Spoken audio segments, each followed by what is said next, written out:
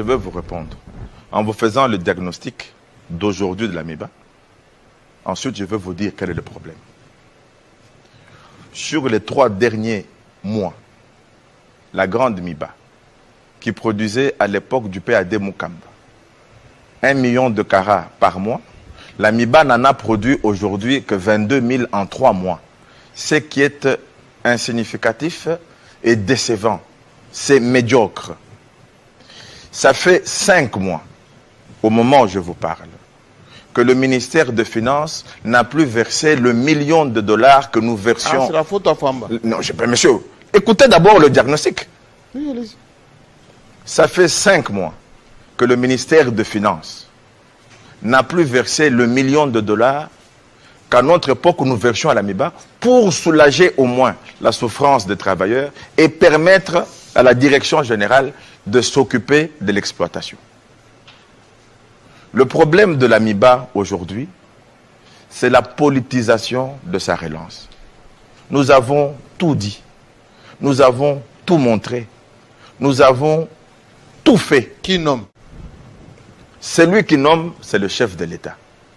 Mais l'État, c'est une équipe, c'est le ministre du portefeuille, ce sont ainsi de suite des structures. Alors, lorsque le président confie des missions, regardez, faites ceci, et qu'on lui remonte un rapport biaisé, le président peut... L'AMIBA vit au ciel. Pardon? Il n'y a pas... alors, je vais vous donner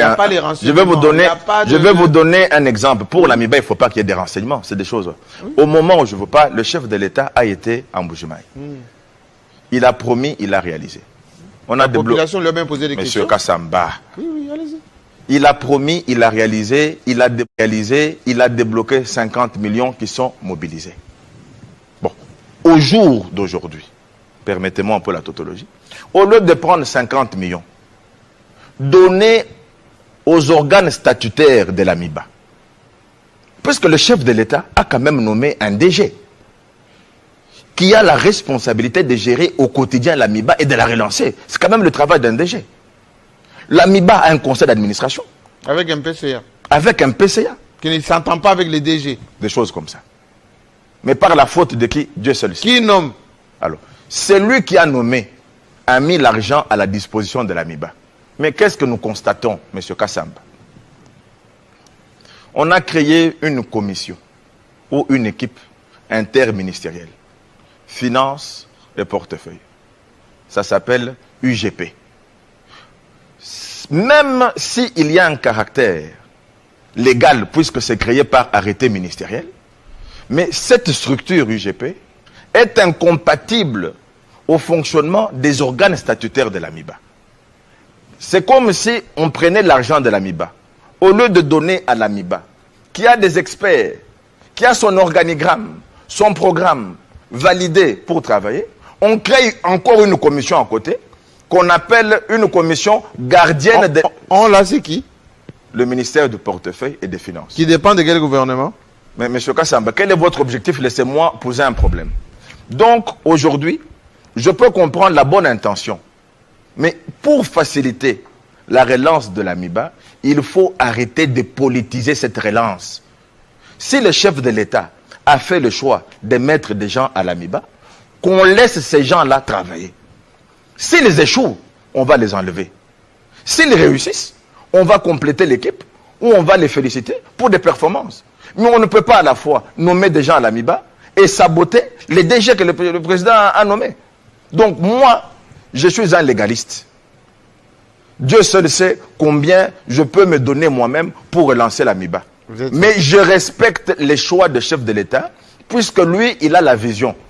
Mais ce que je demande aussi, que l'on laisse l'AMIBA, avec les autorités choisies par le chef de l'État, piloter la relance de l'AMIBA. S'ils échouent, qu'on les enlève et qu'on mette d'autres. Mais parce que le chef d'État sait qu'entre le PCA et les DG, le climat n'est pas bon. Alors si le climat... Parce qu'il sait qu'à l'AMIBA, il n'y a pas d'équipement, les réserves ne sont pas certifiées. Parce qu'il sait qu'à l'AMIBA... Maintenant, je pose la question. C'est l'unité de gestion de l'AMIBA qui va ramener l'équipement, qui va ramener l'AMIBA. Ça, c'est superposer des institutions. Vous voulez que je pose la question? Posez la question. s'il y a un désordre à l'AMIBA, pourquoi lui, le président qui nomme, il ne peut pas mettre de l'ordre là-bas? La seule façon de mettre de l'ordre, c'est de d'abord permettre à l'AMIBA de fonctionner librement. Qui permet de fonctionner? Mais M.